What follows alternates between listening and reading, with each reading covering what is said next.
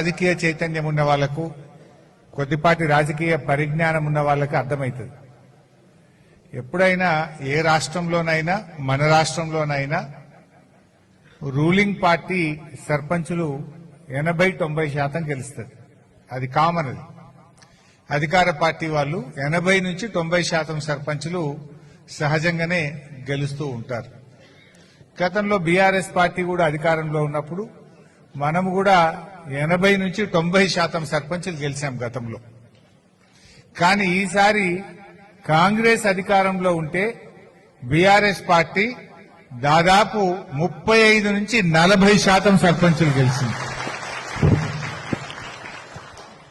తక్కువ కాదు, 4000 సర్పంచులు బీఆర్ఎస్ పార్టీ గెలిచింది. 4000 అంటే మామూలు మాటనా? అంటే ఇది దేనికి సంకేతం?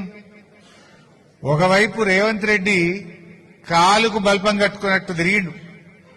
జనరల్ గా సర్పంచ్ ఎన్నికల్లో ముఖ్యమంత్రులు అంటే వాళ్ళు తిరగరు. రేవంత్ రెడ్డికి డౌట్ వచ్చింది, నా ఈ బలిగేటట్టుందని. డౌట్ వచ్చి ఏం చేసిండు?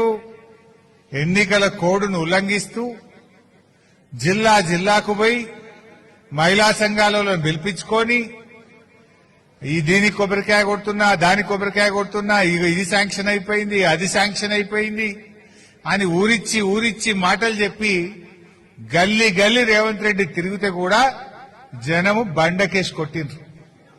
రేవంత్ రెడ్డికి దిమ్మ తిరిగే తీర్పిచ్చింది ఇలా తెలంగాణ పల్లె ప్రజలు.